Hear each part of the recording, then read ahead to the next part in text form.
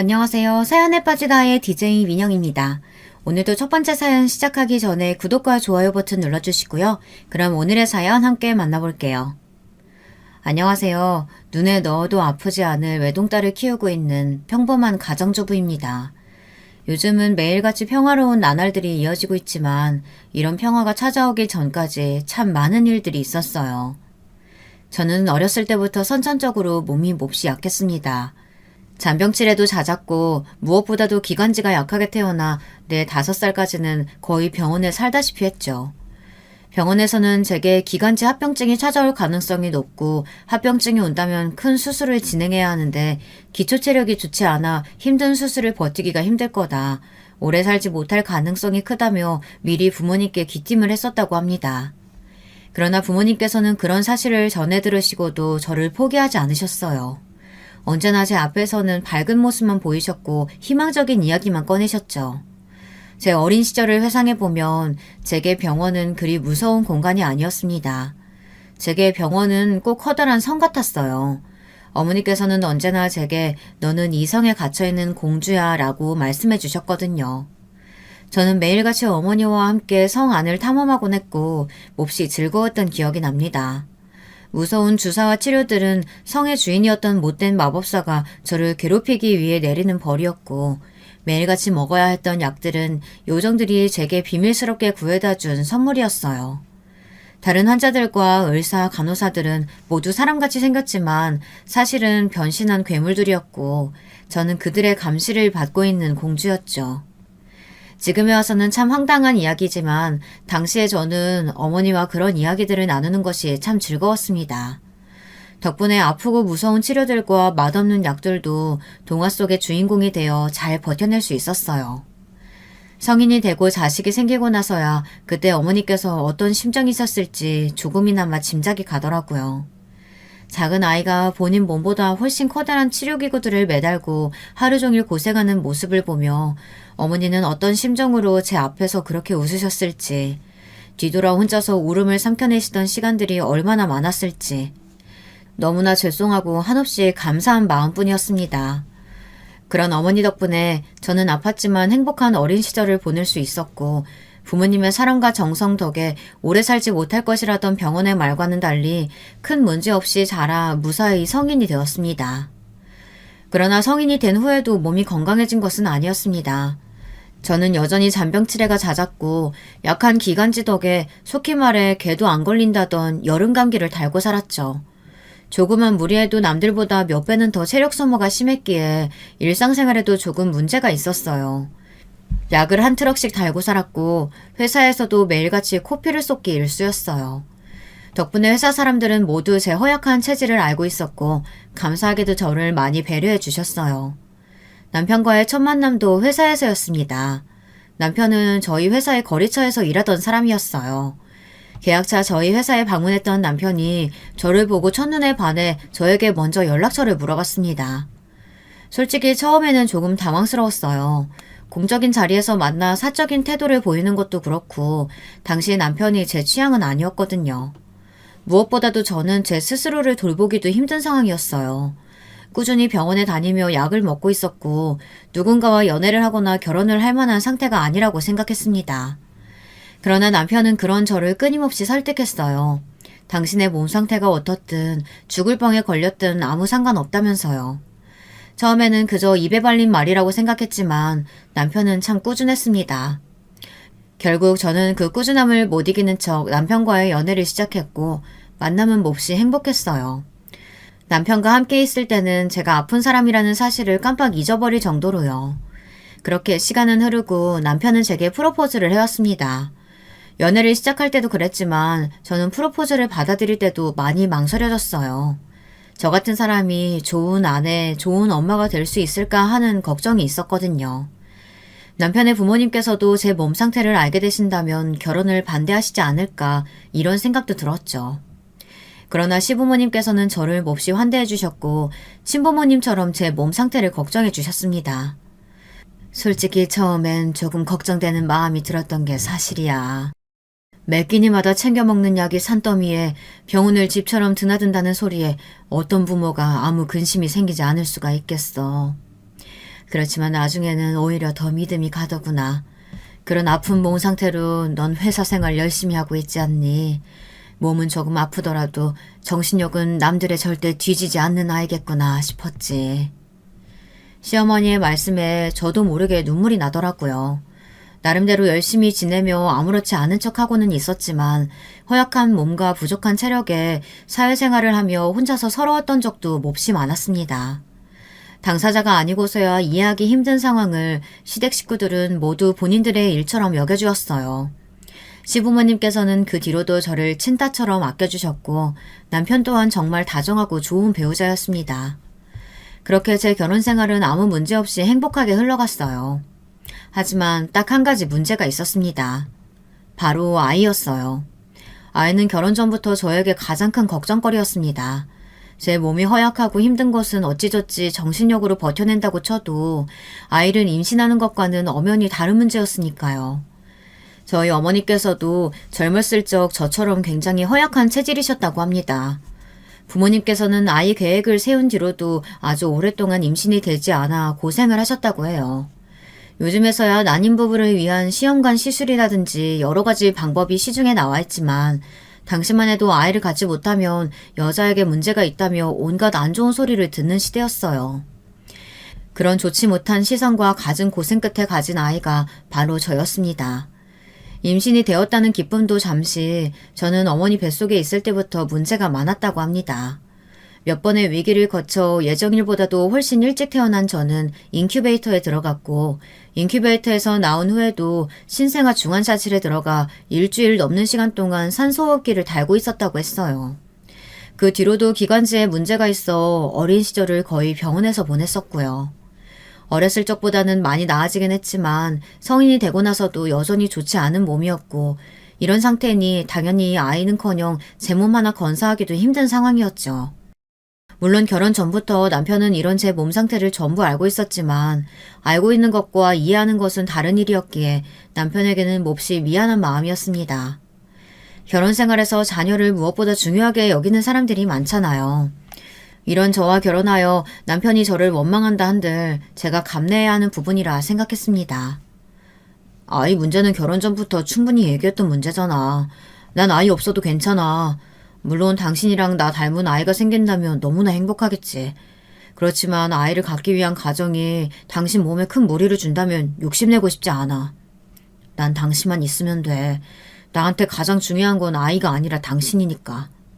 그러니까 너무 부담 갖지도 말고 슬퍼하지도 말고 나한테 미안해 하지도 마. 우리 둘한테만 집중하면서 살자. 그런 남편의 말이 어찌나 고맙고 감동이던지요.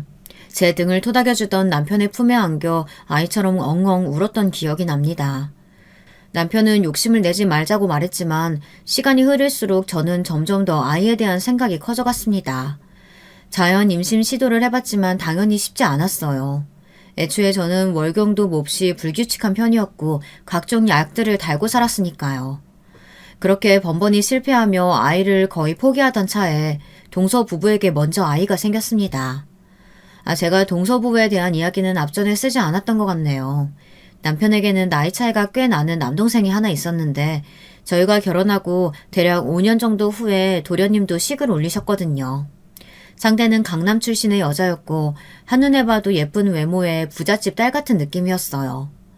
평범한 회사원이었던 남편과는 다르게 도련님은 의사였고 선을 봐서 동서와 만나게 되었다고 했어요. 적당한 아파트에 전세 대출을 받아 신혼집을 차린 저희와는 달리 동서 부부는 동선의 친정에서 넓은 신축 아파트를 마련해 주셨다고 했습니다. 처음 그 이야기를 전해 들었을 때는 조금 주눅이 들기도 하고 남편에게 미안한 마음이 들더라고요. 저희 집은 어렸을 적부터 제 병원비를 마련하느라 지금도 형편이 그닥 좋은 편이 아니거든요. 남편은 그런 저에게 동서 부부는 동서 부부고 우리는 우리라며 본인도 저에게 해준 것이 없는데 미안해할 필요가 뭐가 있느냐고 전혀 그럴 필요 없다고 말해주었습니다.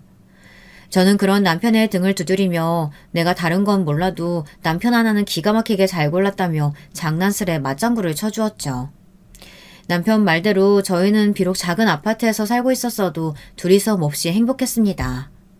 아무튼 다시 본론으로 돌아와서 그렇게 시간이 흐르던 와중 동선의 부부에게 먼저 아이가 생겼던 거예요. 사실 동서 부부도 결혼하고 3년여가 흐르고 나서야 아이가 생긴 것이었으니 그리 빠른 편은 아니었어요. 언젠가는 일어날 일이었지만 그 소식을 들으니 마음이 이상하게 무겁더라고요. 이상한 조바심도 들었습니다. 시부모님께서는 제 몸 상태를 잘 알고 계셨기에 저희 부부에게 먼저 손주 이야기를 꺼내신 적이 없었습니다. 그렇지만 당연히 마음속으로는 손주를 바라고 계셨겠죠. 동서 부부에게 아이가 생겼다는 소식을 듣고는 어찌나 기뻐하시던지요. 그 모습을 바라보니 마음이 씁쓸해지기도 하고 참 복잡한 심정이었습니다. 동서의 아이는 건강한 공주님이었고 병원에서 처음 만난 시조카는 동서를 쏙 빼닮아 아주 예쁘장하고 귀여웠어요. 임신 소식을 들었을 때도 그랬지만 정말로 태어난 아이를 보니 마음이 더욱더 아려오더라고요.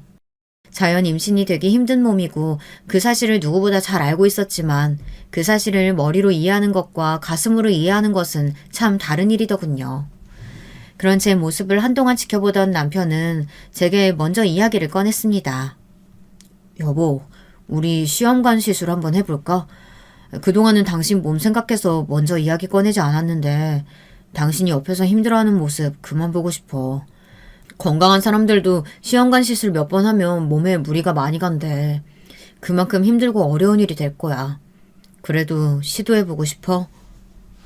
사실 저도 남편에게 시험관 시술 이야기를 꺼낼까 말까 몹시 고민하던 차였습니다.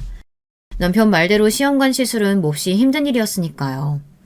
비용도 한두 푼이 아니었고 시도한다 해도 제 몸에 무리만 가고 아이가 생길 것이라는 확신도 가질 수 없었습니다.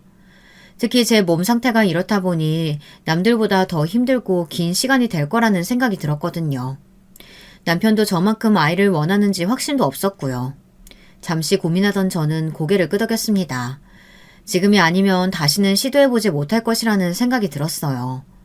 더 이상 시간이 흐르면 곧 40을 바라보는 나이에 영영 시도해보지도 못하고 아이를 포기하게 될 거라는 생각이었죠. 그렇게 저희 부부는 시험관 시술을 시작하게 되었습니다. 처음 난임 병원에 가고 나서 느꼈던 것은 임신에 어려움을 겪고 있는 사람들이 생각보다 정말 많구나 하는 것이었습니다. 진료 예약 잡기가 힘들 정도였고 로비에는 사람이 바글바글 하더라고요. 그 모습을 보니 두려웠던 마음에 약간의 위안이 되었던 것 같아요. 나만 이런 문제를 겪고 있는 거는 아니구나 싶었죠. 시험관 시술에 대해 아시는 분이 계실지 모르겠지만 시술은 꽤 길고 복잡한 절차를 가지고 있습니다. 시험관 시술을 원한다 해서 무조건 시술을 시도해볼 수 있는 것도 아니고 여러 가지 검사를 통해 시술에 적합한 몸인지 확인을 거친 후 본격적인 시술에 들어갈 수 있더라고요. 다행히도 저는 검사 결과 시험관 시술을 진행할 수 있는 몸이었고 가장 먼저 여성 호르몬을 높여주는 약을 먹기 시작했습니다. 여성 호르몬이 높아져야만 자궁 내막이 두꺼워지고 자궁 내막이 두꺼워져야 임신 가능성이 높아지거든요. 호르몬에 관련하는 약이라 그런지 약을 먹는 동안 컨디션 변화가 극심했습니다. 아무 잘못 없는 남편에게 이유 없이 화를 내기도 하고 동서 아이에 대한 이야기를 전해드릴 때마다 괜히 자격지심이 들어 짜증을 부리기도 했습니다. 별거 아닌 일에도 눈물이 쏟아지고 조금만 움직여도 숨이 차더라고요. 그렇지 않아도 챙겨 먹는 약이 산더미인데 약이 한 가지 더 늘어나니 스트레스를 받기도 했습니다. 그렇게 힘든 시간이 지나고 저는 주사를 맞기 시작했습니다. 주사는 배란을 유도하여 여러 개의 난자를 키우는 역할을 했어요. 전 어렸을 때부터 주사 맞는 것에 너무 익숙해져서 별 문제 없이 주사를 맞았었지만 시험관 시술을 받는 다른 산모들은 주사를 너무 자주 맞아야 하는 것이 꽤나 스트레스인 모양이더라고요. 병원에서 주사 맞는 데는 어려움이 없냐 물어오기에 괜찮다고 답하니 보기 드문 경우라고 말씀해 주셨던 기억이 납니다. 그렇게 주사를 맞으며 3, 4일 간격으로 병원에 내원하여 난자가 잘 크고 있는지 초음파 검사를 하다가 최적의 시기가 되었을 때 난자를 채취하게 됩니다. 처음 난자를 채취하기 전날 어찌나 가슴이 떨리던지요. 인터넷을 뒤져 각종 후기를 찾아보고 병원에서 준 안내문을 달달 외울 때까지 읽었습니다. 난자 채취 전날에는 건강검진 전날처럼 물을 포함하여 금식을 해야 했고 밤새 바짝 마른 입으로 잠도 한숨 자지 못한 채 병원으로 향했습니다. 병원에 도착해 저는 난자를 채취하고 남편은 정자를 채취하기 위한 수음실에 들어갔습니다. 밤새 긴장했던 것이 무색하게 시술은 빠르게 끝났어요. 마취해서 깨어나니 두어 시간 정도 흘러 있었던 것 같습니다. 그렇게 집으로 돌아와 재발 채취 결과가 좋기를 빌었고 며칠 후 병원에서 연락이 왔습니다. 제 몸에서 몇 개의 난자가 채취되었는지 몇 개가 수정되고 배양되었는지 안내를 해주었어요. 호르몬 수치가 높아 수정된 배아를 그대로 이식하지는 못하고 동결 후 이식을 해야 한다고 했습니다. 뭐가 되었든 이식이 가능한 상황이라면 다행이라고 생각했어요. 최대한 건강한 몸 상태로 아이를 맞이하기 위해 한 달여간 운동이며 식단을 열심히 조절하며 이식을 기다렸습니다. 그렇게 한 달이 지나고 첫 번째 배아 이식을 받게 되었고 결과는 당연스럽게도 실패였습니다. 수정된 배아가 제 자궁에 착상을 하지 못했다는 뜻이었죠. 첫 술에 배부를 리 없다고 생각하긴 했지만 막상 오랜 기간 동안 기대를 가지고 임했던 일이 완벽하게 실패로 돌아가니 마음이 많이 아프더라고요. 병원에서는 1차 시도에 성공하는 부부가 생각보다 많이 없다면서 분명 다음번에는 좋은 소식이 있을 거라고 저와 남편을 위로해 주었습니다. 그렇게 저는 2번의 시험관 시술을 더 받았어요. 한 번의 시술에 거의 2, 3개월가량의 시간이 걸리니 반년이 넘는 기간이었죠. 세 번째 이식마저 실패로 돌아가니 눈앞이 정말로 캄캄해졌습니다. 병원에서는 제게 반복적인 착상 실패 검사와 습관성 유산 검사를 받아보라고 제안했어요. 반복적 착상 실패 검사는 시험관 시술 후 임신 실패 3회 이상 좋은 등급의 배아를 이식해도 착상이 실패할 경우 시행하는 검사이고 습관성 유산 검사는 여러 번의 자연 유산이나 반복적 착상 실패, 특히 35살 이상 고령의 산모일 경우 받아야 하는 이 검사였습니다. 2가지 검사는 모두 피검사로 진행됐어요. 그날은 피를 정말 많이 뽑았습니다. 남편은 그런 저를 보며 이 검사들은 꼭 받아야 하는 것들이냐, 당신 그러다 쓰러지면 어떡하냐 걱정을 해왔지만 저는 이를 꾹 깨물며 버텨냈습니다. 3번의 실패 후 남편은 이제 그만 포기하자, 우리도 할 만큼 했다, 당신 더 이상 고생하는 모습 못 보겠다며 시험관 시술을 그만두고 싶어 했습니다. 그러나 저는 포기하고 싶지 않았어요. 더 이상 정말 가망이 없겠구나 생각이 들 때까지 아이를 위해 노력하고 싶었습니다. 검사 결과 제 피는 단백질 수치가 정상보다 많이 낮다고 했어요. 착상이 되려면 혈액이 평소보다 빠르게 순환이 되어야 하는데 저는 단백질 수치가 낮은 탓에 혈액이 응고되어서 착상이 어려워진 것이라고 했습니다. 결과에 맞는 새로운 약들과 주사를 처방받아 집에 가지고 오는데 눈물이 펑펑 나더라고요. 정확히 무슨 기분이었는지는 설명하기가 어렵네요. 허약한 몸에 대한 원망스러움, 이대로 임신에 실패할 것 같다는 두려움, 남편에 대한 미안함, 모든 감정이 한데 섞여 눈물과 함께 쏟아져 내렸습니다. 검사까지 받고 약과 주사를 산더미처럼 사용했지만 저는 4번째, 5번째 시험관 시술을 모두 실패했고 시술이 진행될수록 몸 상태가 점점 악화되어 가고 있었습니다. 게다가 시험관 시술에 들어가는 비용도 문제였어요.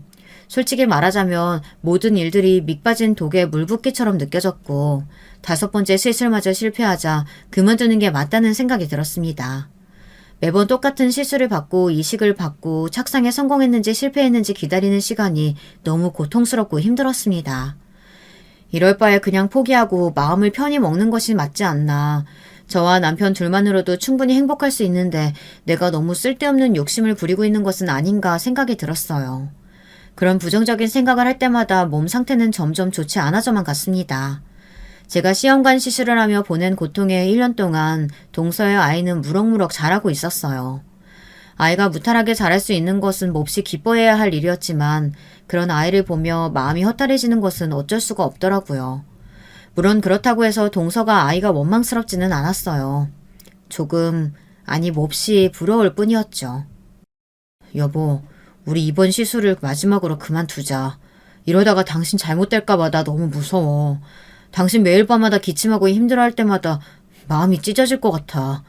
안 그래도 몸 약한 사람이 매번 피 뽑고 주사 맞고 약은 또 얼마나 많이 먹어. 여기서 그만두는 게 맞을 것 같아. 이번이 정말 마지막이라고 생각하고 해보자. 결국 저는 남편의 말대로 마지막 시술을 진행하게 되었습니다. 평소와 같은 수순이었지만 마지막 시술은 이상하게 시간이 빠르게 흘러갔던 것 같아요. 배아 이식을 받고 임신 확인을 위해 피검사를 받은 후 기다리는데 처음으로 마음이 편하더라고요. 이번에도 임신에 실패하면 정말 아이를 만날 운명이 아니었나 보다 그렇게 받아들일 준비가 됐기 때문이었던 것 같아요. 여보, 나 임신이래. 우리 드디어 아이가 생긴 거야. 피검사 결과 정말 놀랍게도 착상에 성공했고 터질 것 같은 심장을 붙잡고 바로 남편에게 전화해 사실을 알렸습니다. 남편은 제 임신 소식에 아이처럼 엉엉 울며 기뻐했어요. 제 뱃속에 생명이 생겼다고 생각하니 어안이 벙벙하더라고요. 얼마 후에 초음파로 아기집이 생긴 것을 확인하고 산모 등록까지 하고 나서야 드디어 제가 엄마가 될 준비를 시작했다는 것이 실감이 났습니다. 결혼 후 정확히 10년 만의 일이었어요. 엄청난 늦깎이 부모였죠. 시험관 시술이 서너 번 넘어가자 주변에서는 모두 슬슬 포기하라 말했었고 아무도 결과에 대한 기대를 하지 않았습니다. 사실상 남편과 저도 마지막이라고 생각하고 반쯤은 포기한 상태로 임했던 시술이었는데 기적처럼 임신이 되었던 거예요. 제가 임신에 성공했다는 소식에 시부모님께서는 저희 친정 부모님보다 더 기뻐해 주시며 진심 어린 축하를 전해오셨습니다. 너희의 간절함과 진심이 하늘에까지 닿아 아이를 선물해 주신 거라면서요. 제 임신 소식에 동서도 딸아이를 데리고 와서 저를 축하해 주었습니다. 그 무렵 시조카는 막 3돌이 지났을 무렵이었고 오랜만에 만난 시조카는 말도 참 잘하고 아장아장 잘 걸어다니더라고요. 형님 정말 축하드려요. 그동안 너무 고생 많으셨어요. 저희 애한테도 드디어 사촌동생이 생기겠네요. 그동안 어찌나 동생이 갖고 싶다고 저를 졸라대던지 미안한 마음이 컸었는데 이렇게 동생이 생기게 돼서 너무 기뻐요. 건강하게 아이 낳으셨으면 좋겠어요. 동서가 사가지고 온 선물은 바로 복숭아였습니다. 제가 과일 중 가장 좋아했던 것이 복숭아였거든요. 그 사실을 알고 있던 동서는 저를 위해 복숭아를 사온 것이었겠지만 저는 그 복숭아를 보고 몹시 슬퍼지고 말았습니다. 동서, 실은 임신하고 나서 갑자기 알레르기가 생겨서 복숭아를 못 먹어. 근처에 있기만 해도 기침이 너무 심해져서 너무 먹고 싶어서 나도 몇 번 사왔었는데 도저히 안 되겠더라고. 임신하면 이유 없이 갑자기 알레르기가 생기는 경우가 종종 있긴 하대.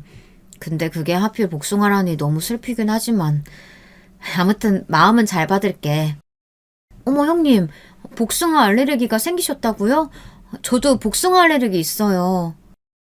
제 말에 동서는 몹시 놀란 얼굴이었어요. 알고 보니 동서가 복숭아 알레르기를 가지고 있다고 했습니다. 저와 다르게 동서는 어렸을 적부터 아주 심한 복숭아 알레르기를 알아왔다고 했어요. 복숭아라면 쳐다도 보기 싫을 정도로 질색을 하지만 제가 가장 좋아하는 과일이 복숭아였기에 일부러 복숭아를 사 꽁꽁 포장을 해왔던 거예요. 그런 동서의 마음이 너무 예쁘고 고맙더라고요. 그렇지만 당연히 그 복숭아는 먹을 수 없었고 결국 포장된 채 그대로 저희 친정 부모님께 가져다 드렸습니다.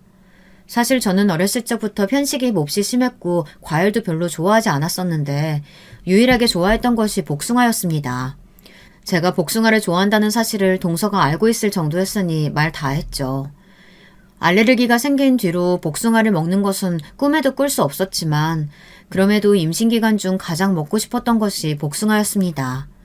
복숭아가 근처에 있기만 해도 코가 몹시 간지러워지며 재채기가 나오고 심하면 몸에 두드러기가 올라올 정도였어요. 정말 너무 괴로웠습니다. 왜 하필 가장 좋아하던 것에 알레르기가 생긴 걸까 원망스럽기도 했고요. 임신한 뒤로 하루하루가 너무 행복하고 기뻤지만 모든 일이 순탄하게 풀리지는 않았습니다. 저는 여전히 몸이 허약했고 아이는 제 뱃속에서 10달을 자라야 했으니까요. 그토록 원하던 아이였는데 정말 애 낳는 게 보통 일이 아니더라고요. 임신 초기에는 극심한 입덧으로 살이 5kg씩 빠지기도 하고 배가 점점 불러오면서 조금만 움직여도 숨이 차고 숨을 쉬는 것도 몹시 힘들어졌어요. 임신 때문에 그동안 먹던 약들도 먹지 못하게 되며 기관지도 많이 약해졌고 이래저래 힘든 일들이 많았죠. 결국 임신 말기쯤 병원에 입원해 하루 종일 누워 지내다시피 했고 그런 저의 모습을 보며 남편은 몹시 마음 아파했습니다. 물론 몸은 너무나 힘들었지만 그래도 마음만은 행복했습니다. 하루빨리 아기 천사를 만나고 싶은 마음뿐이었어요. 그렇게 9달이 흘러 저희 딸아이는 예정일보다 조금 이르게 저희 부부를 찾아왔습니다. 건강한 몸으로 저와 남편을 찾아와준 공주님에게 너무나 고마운 마음이었어요. 제게 아이가 생길 것이라고는 결혼할 때까지만 해도 전혀 생각하지도 못했었는데 제 품 안에 안겨 병실이 떠나가라 우는 아이를 보니 저도 모르게 눈물이 나더라고요. 시부모님이며 친정 부모님이며 함께 우시는 통에 병실은 온통 울음바다가 되었고 너무나 행복한 눈물이었습니다. 동서는 병원에 찾아오지는 못했지만 전화로 제 안부를 물어봤어요. 형님 고생 많으셨어요. 아이는 좀 어때요? 형님께서는 아픈 곳 없으세요? 동서 걱정해줘서 고마워. 걱정 많이 했는데 다행히 애는 아픈 곳이 없대. 지금 옆에 누워서 잘 자고 있어. 나도 크게 아픈 곳 없이 멀쩡하고. 멀쩡하다고요? 아픈 곳이 하나도 없으세요? 아주 작은 것도요? 어? 물론 몸이야 좀 안 좋긴 하지. 그렇지만 애 낳고 나서 멀쩡한 사람이 어딨어. 그럼 애는요? 애도 완전히 멀쩡해요? 잘못된 곳이 하나도 없대요? 아주 건강하다는데. 동서 왜 그래? 무슨 일 있어? 아니에요. 제가 좀 바빠서 다시 연락드릴게요. 그렇게 전화는 끊어졌고 이상한 동서의 반응에 뭔가 찜찜한 기분이었습니다. 어딘가 의문스럽기는 했지만 저는 막 출산을 마친 참이었고 시부모님과 친정 부모님을 상대하기에도 바빴기에 그 통화는 금세 뇌리에서 잊혀졌어요. 그렇게 저는 산후조리를 시작했고 몸은 조금 아프고 피곤했지만 너무나 사랑스러운 저희 딸과 함께 시간을 보내며 행복한 나날을 지내고 있었습니다. 형님, 지난번엔 제가 좀 무례했죠? 죄송해요. 그때 제가 일이 많았거든요. 그동안에도 너무 바빠서 이제야 숨 돌릴 틈이 좀 났네요. 한번 찾아뵈야 하는데 이런 기쁜 일을 그냥 넘길 순 없잖아요. 저희끼리 간소하게 축하 파티라도 하는 건 어때요? 형님네 부부랑 저희 부부 넷이서요. 제가 형님네로 갈게요. 동서에게 오랜만에 연락이 왔고 동서는 제 출산을 기념하여 축하 파티를 하자고 했습니다. 딱히 거절할 이유가 없는 제안이었기에 가볍게 승낙했고 동서는 날짜에 맞춰 음식과 술들을 바리바리 싸들고 저희 집에 찾아왔어요. 동서는 갈비찜이며 미역국이며 산모에게 좋다는 요리들을 엄청나게 해왔더라고요. 그런 모습에 병원에서의 전화는 진작에 잊혀진 지 오래였고요. 동서에게 몹시 고마운 마음이었습니다.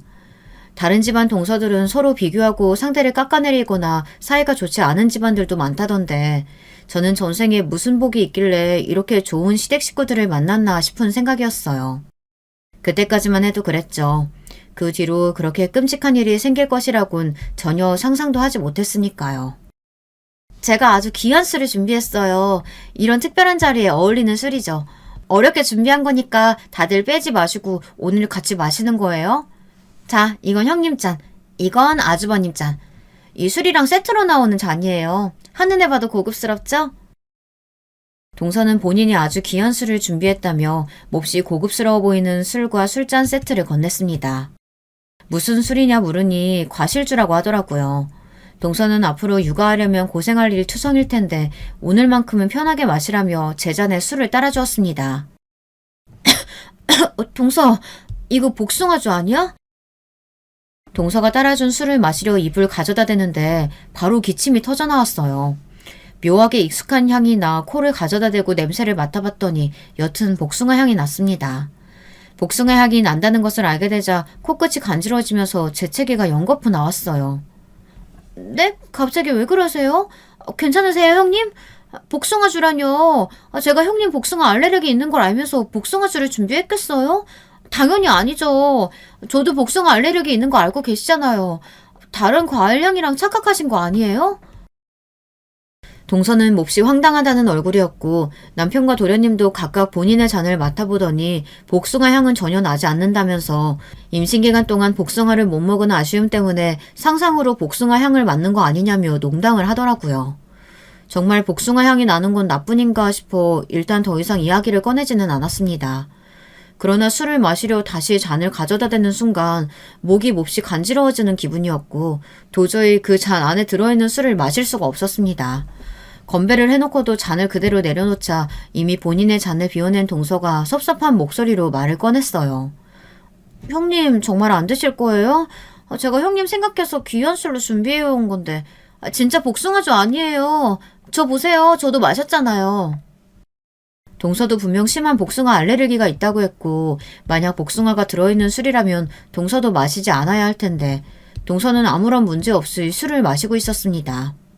동서는 계속해서 제게 술을 권했고 저는 복숭아 때문에 그런 게 아니라 지금 잠깐 속이 안 좋아져서 그런 거다. 괜찮아지면 마실 테니 걱정하지 마라 대답했습니다. 정말 내가 과민 반응인 건가 싶었지만 아무리 맡아봐도 제 잔에서는 묘한 복숭아 향이 났고 결국 저는 셋이 취해 떠들고 있는 틈을 타 동서의 잔과 제 잔을 몰래 바꿔치기 했습니다. 동서의 잔에서는 아무런 향이 나지 않았어요. 더더욱 이상한 기분이었어요. 같은 잔에 같은 술을 따랐는데 어떻게 한 잔에서만 복숭아 향이 날 수 있겠어요. 그러나 동서는 바꿔치기 한 제 잔을 아무렇지 않게 잘 비워냈고 이상함을 느끼지 못하는 것 같았습니다. 정말 내가 이상한 건가 싶었지만 아무래도 찝찝한 마음이 지워지지 않아 결국 자리가 끝날 때까지 술은 한 모금도 입에 대지 않았어요. 동서는 돌아가면서도 섭섭한 마음을 표현했고 저는 미안하다며 컨디션이 갑자기 좋지 않아져서 그랬다. 남은 술은 뒀다가 잘 마시겠다 대답했습니다. 그렇게 동서 부부가 돌아가고 남편의 말대로 임신기간 동안 복숭아를 먹지 못해서 상상으로 향을 맡았던 건가 하는 생각에 동서에게 조금 미안한 기분이 들었습니다. 그러나 일은 그 다음 날 일어났습니다. 자고 일어나자마자 남편이 큰 소리로 전화를 받고 있었어요. 무슨 일이냐 물으니 동서가 어제 새벽에 갑자기 쓰러져서 병원에 입원을 했다고 했습니다. 갑자기 입원이라니 그게 무슨 말이냐고 묻자 돌아갈 때까지만 해도 멀쩡하던 동서가 집에 도착하자마자 갑작스레 온몸에 두드러기가 나더니 숨이 안 쉬어진다고 캑캑거리다 그대로 기절을 했다는 겁니다. 너무나 놀란 도련님이 급하게 병원으로 동서를 데려갔고 동서가 쓰러진 이유는 다름 아닌 복숭아 알레르기 때문이었습니다. 그 사실을 알게 된 순간 확신이 들었어요. 동서는 제 잔에만 복숭아를 문질렀거나 복숭아 털을 뿌렸거나 뭐가 되었든 간에 복숭아로 무슨 짓을 했었던 겁니다. 술에 취해 복숭아 향을 제대로 맡지 못하고 제가 바꿔치기 했던 잔에 담긴 술을 연거푸 마셨던 거고요. 취기에 가려져 있던 알레르기가 집에 돌아가는 길에 점점 심해지다가 결국 집에 도착하자마자 그대로 올라오면서 기절을 했던 겁니다. 동서는 몹시 심한 복숭아 알레르기를 앓고 있었기에 목 안쪽이 온통 통통 부었다고 해요. 조금이라도 병원에 늦게 갔다면 목숨을 잃었을 수도 있었다고 합니다. 동서가 제 시간에 병원에 도착해 무사히 치료를 받은 것은 참 다행인 일이었지만 그와는 별개로 몹시 의문이 들었어요. 동서가 도대체 왜 그랬을까? 저는 평소에 동서와 사이도 좋은 편이었고 동서와 저 사이에는 아무런 문제가 없었어요. 제가 복숭아 알레르기가 있다는 것을 알면서도 이런 일을 벌릴 만한 아무런 동기가 생각나지 않았습니다. 남편과 도련님은 갑자기 왜 도대체 동서에게 복숭아 알레르기가 올라왔던 건지 정말 그 술에 복숭아라도 들었던 건 아닌지 그런 대화를 나누고 있었지만 저는 차마 제 이야기를 두 사람에게 꺼낼 수 없었습니다. 동서가 안정을 찾으면 동서와 먼저 이야기를 나눠봐야겠다는 생각이 들었죠. 그렇게 찜찜한 기분으로 아이를 돌보고 있는데 그날따라 아이가 잠도 잘 자지 않고 하루 종일 울음을 그치질 않더라고요. 어제 낯선 사람들이 찾아와서 그런가 아니면 어딘가 아픈가 걱정되는 마음에 열도 재보고 이리저리 살펴봤지만 큰 문제를 찾을 수는 없었어요. 남편한테 이야기를 꺼내니 원래 신생아들은 아무 이유 없이 울기도 하는 거라며 너무 걱정할 필요 없다고 말했어요. 내가 너무 예민하게 굴었나 싶어 그저 아이가 진정되기만을 기다렸습니다. 그러나 며칠이 지나도 아이는 하루 종일 울음을 그치지 않았고 열까지 오르락내리락하며 상태가 좋지 않아졌어요. 병원에 데리고 가보기도 했지만 큰 문제가 없다고 말했죠. 열이 너무 오르면 먹이라고 해열제를 조금 처방해 주었을 뿐이었습니다. 그런 아이 때문에 동서의 일은 머릿속에서 잊혀진 지 오래였고 하루 종일 아이 곁에 붙어 간호하는데 온통 신경이 쏠려 있었어요.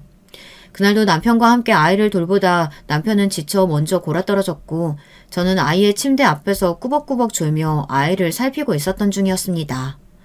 흐릿한 시야 사이로 뭔가 새노란 것이 보였어요. 처음엔 잘못 본 줄 알았는데 확실하게 노란 종이가 아이의 침대 뒤편으로 찔끔 튀어나와 있었습니다. 매트리스와 나무 받침대 사이에 무언가 끼워져 있었고 저게 뭐지 싶어 조심스레 종이를 잡고 살살살 당겨보았어요. 아이의 침대 뒤에서 나온 것은 정말 예상하지 못했던 물건이었습니다. 바로 부적이었어요. 노란색 종이 위에 알 수 없는 빨간색 한자가 쓰여져 있었고 너무나 놀라 숨이 훅 멎을 정도였습니다. 부적을 발견한 순간 가슴이 쿵쿵쿵 빠르게 뛰기 시작했어요. 도대체 이런 물건이 왜 우리 아이 침대에 끼워져 있었던 거지? 언제부터 여기에 있었지? 침대를 살 때부터. 복잡하던 머릿속은 이내 곧 한 가지 결론으로 모아졌습니다.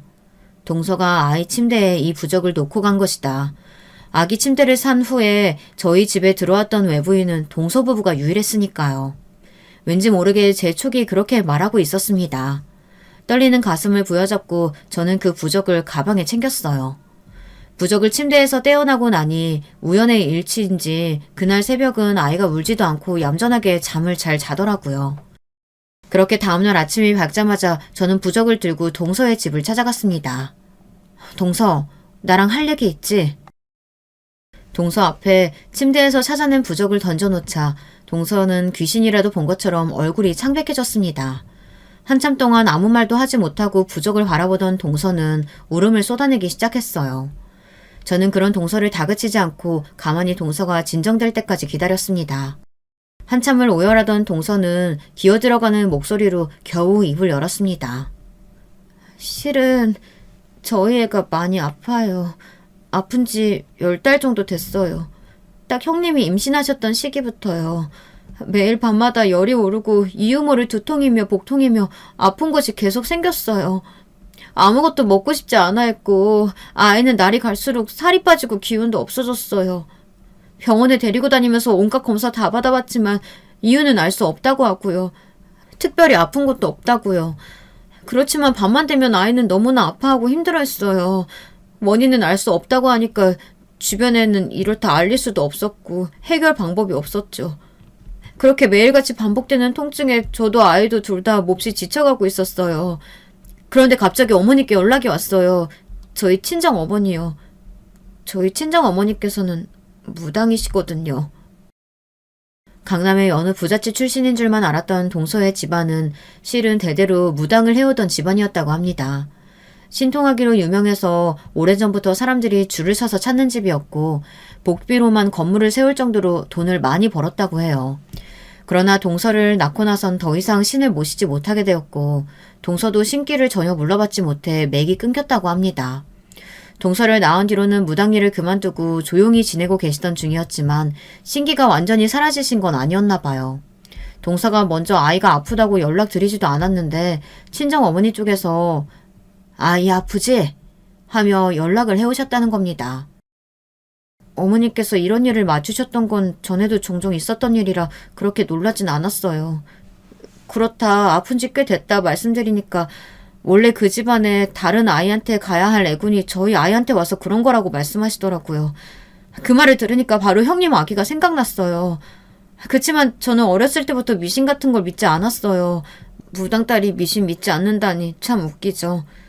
전 어머니 쪽이 무당이신 것도 싫었고 그런 쪽하고 엮이고 싶지도 않았어요. 그래서 독립도 일찍 했고 어머니와 최대한 연락을 하지 않고 지냈었죠. 무슨 말도 안 되는 말씀이시냐고 그런 어이없는 말 하지 말라고 단칼에 잘라냈지만 어머니께서는 몇 달째 아픈데 병원이고 아무데도 이유 찾지 못하지 않았냐며 본인이 시키는 대로만 하면 그 애군이 다시 원래 가야 할 자리로 갈 거라고 그러셨어요. 처음에는 말도 안 되는 소리로 치부하고 넘어가려고 했던 동서도 눈앞에서 아이가 고통스러워하는 모습을 계속해서 보다 보니 이성적인 판단이 잘 되질 않았다고 합니다. 그렇지 않아도 저는 몸이 약했으니 당연히 그 자식도 몸이 약하고 문제가 생겨야 하는 게 맞을 텐데 아무 문제 없던 본인의 아이가 갑자기 아프게 되었고 제 뱃속에서는 아이가 문제없이 무럭무럭 크고 있었으니 정말 제 아이에게 가야 할 애군이 본인의 딸에게 오게 된 것은 아닐까 하는 생각을 하게 되었다고 해요. 결국 저는 다시 어머니께 연락드렸고 어머니께서는 구슬하자고 하셨어요. 미신이고 굿이고 정말 싫었지만 그때는 그게 저희 아이를 위한 일이라고 생각했어요. 그래서 형님이 아이 낳으실 쯤 굿을 올렸어요.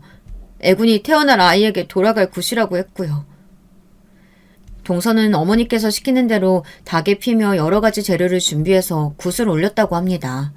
이렇게만 하면 모든 일이 원래대로 돌아갈 거다. 남을 저주하는 게 아니라 애군을 원래 가야 할 자리로 돌려놓는 것일 뿐이니 별 문제 없을 거다 생각하면서요. 그렇지만 결론부터 말하자면 그 굿은 아무런 효과가 없었습니다. 저와 아이 모두 무사히 별 문제 없이 출산을 했으니까요. 그래서 제게 안부 전화를 했던 동서의 반응이 이상했던 겁니다. 아무런 효과가 없다는 걸 알게 되자 역시 미신은 미신일 뿐이구나. 내가 아이가 아픈 걸 보니 잠시 정신이 나갔었구나 그런 생각이 들었어요. 그러나 어머니께선 네가 그런 마음으로 굿을 올리니 당연히 신께서 들어주시지 않은 거라면서 정말로 온 마음과 정성을 다해야만이 우리 아이에게 온 애군이 옮겨간다고 말씀하셨어요. 그러면서 동서의 어머니께서는 부적 하나를 써주셨다고 합니다. 이제 정말 마지막 기회다. 이 시기를 놓치면 애군은 영원히 동서의 아이에게 자리를 잡게 될 테니 정신 똑바로 차려야 한다. 이 부적을 새로 태어난 아이 주변에 두어야 한다. 그리고 이 부적이 자리 잡을 수 있도록 아이의 엄마가 잠시라도 그 집을 떠나게 만들어야 한다고 말했다고 합니다. 부적을 받고 고민하던 동서는 결국 계획을 실행했습니다. 제가 복숭아 알레르기가 있다는 사실을 알고 있었기에 제 자네만 일부러 복숭아를 문질러 두었고 알레르기 반응이 올라온다면 병원으로 향할 거라고 생각했다고 합니다. 그러나 계획과는 다르게 제가 잔을 입에도 대지 않자 실패했다고 생각하고 돌아가는 길에 부적이라도 놓고 가려고 했지만 타이밍이 맞지 않아 제대로 넣지도 못하고 아이 침대 뒤에 급하게 끼워놓고 돌아갔던 것이었습니다. 치기가 오르기도 했고 부족에만 신경을 쓰느라 본인의 잔을 바꿔치기 당한 것도 모르고 복숭아 잔으로 술을 연거푸 마셨고 긴장이 풀리자 그제서야 알레르기 반응이 급속도로 올라온 것입니다. 형님께 위해를 가할 생각은 정말 없었어요. 너무 죄송해요. 제가 잠시 미쳤었던 것 같아요. 이런 짓 한다고 저희 아이가 나아질 리가 없는데 그냥 어디든 탓할 곳이 필요했었나 봐요. 정말 죄송해요. 죄송해요. 그렇게 동서는 한참을 울며 제게 사과를 해왔고 저는 머리가 너무 띵했습니다. 일단 생각을 좀 정리하겠다며 오열하는 동서를 뒤로 한 채 집으로 향했습니다. 이 이야기를 시댁 식구들에게 꺼내야 할지 말아야 할지 몹시 고민이 되더라고요. 그러나 이대로 저만 아는 비밀로 묻고 넘어가기에는 언젠가 동서가 또 비슷한 짓을 할지도 모른다는 생각이 들었어요. 결국 남편에게 그동안의 모든 이야기를 털어놓았습니다. 제 이야기를 들은 남편은 경악하며 고개를 가로저었어요. 사실 당신은 모르겠지만 동서가 이런 적이 처음이 아니야. 예전에도 한번 동생을 데리고 굿을 했었다고 하더라고. 그때 거의 이혼할 뻔하고 정신 차린 줄 알았더니 아직도 그대로인 모양이네. 알고 보니 동서가 이런 짓을 했던 게 처음이 아니더라고요. 동생네 부부도 아이가 꽤나 늦게 생긴 편이라고 말했었죠. 아이가 생기지 않자 동서는 도련님에게 굿을 하자고 말을 꺼냈었다고 합니다. 도련님은 당연히 무슨 굿이냐며 거절했고 동서도 어머니께서 하도 성화라 이야기를 꺼내본 거라며 대수롭지 않게 넘어갔다고 했어요. 그러나 동서는 그 뒤로 도련님 몰래 어머니께서 써주신 부적들을 집 안에 붙여놓았다고 합니다. 도련님이 부적들을 발견하고 떼어버리려고 하자 기겁하면서 도련님을 말렸다고 해요. 그걸 떼어버리면 아이도 함께 떼어내는 것이나 마찬가지라면서 아이가 가지고 싶으면 참으라고 도련님에게 윽박을 질렀다고 합니다. 그러나 도련님은 미신을 전혀 믿지 않은 분이었고 두 사람은 크게 다투게 되었습니다. 이혼 이야기가 오고 갈 정도로 큰 싸움이었지만 도련님 쪽이 우위를 점했다고 했어요. 도련님께서는 앞으로 굿이나 부적 등 미신 이야기를 꺼내면 무조건 헤어지겠다고 으름장을 놓았고 그 뒤로 동서는 그런 이야기를 일절 꺼내지 않았다고 해요. 아이도 자연스레 들어섰다고 합니다. 그동안 저와 동서 사이에서 일어난 이야기를 전해 들으신 도련님께서는 몹시 충격을 받으신 모양이었어요. 결국 얼마 지나지 않아 동서와 이혼하기로 했다는 이야기가 들려왔고 동서는 갈라서자는 도련님의 말에 다 본인의 잘못이라며 미안하다 담담히 받아들였다고 했습니다. 솔직히 말하자면 동서와 도련님이 이혼하고 난 뒤에도 저는 동서가 나오는 악몽을 꾼 적이 많습니다. 본인을 이혼하게 만든 저를 원망하며 굿을 한다거나 저 몰래 저희 집에 찾아와 부적을 붙여놓고 가지 않을까 그런 걱정도 많이 했고요. 특히 저희 집에는 너무나 소중한 딸이 있었기에 더더욱 걱정이 컸습니다. 그러나 어느 날 갑작스레 들려온 소식으로 제 걱정은 완벽하게 해결되게 되었습니다. 뭐? 동서가 절에 들어갔다고? 전에 듣기로는 그렇다더라고. 얼마 전에 동생한테 연락이 왔대. 정말 사람 인생이란 어떻게 흘러갈지 모르는 일이죠. 강남의 부잣집 딸이었던, 물론 무속 집안의 딸이긴 했지만 나름대로 평범한 인생을 살고 있었던 동서가 절에 들어가게 되다뇨.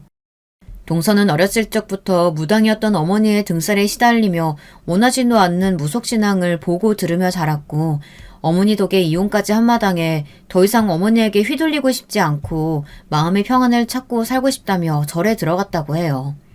절에 들어가 여생 동안 도련님과 딸의 무탈과 평안만을 바라며 조용히 살겠다면서요. 동서가 절에 들어가기로 했다는 소식에 도련님께서는 조금 충격을 받긴 하셨지만 이내 동서의 삶을 존중하기로 하셨다고 합니다. 도련님 밑에서 자라고 있는 시조카는 아픈 곳 하나 없이 건강하게 무럭무럭 자라고 있어요. 저희 딸 또한 동서가 떠난 뒤로 아무런 문제 없이 시조카와 자매처럼 잘 지내고 있고요. 동서가 절에 들어갔다는 소식을 들은 뒤로 저도 악몽 같은 건 꾸지 않게 되었습니다.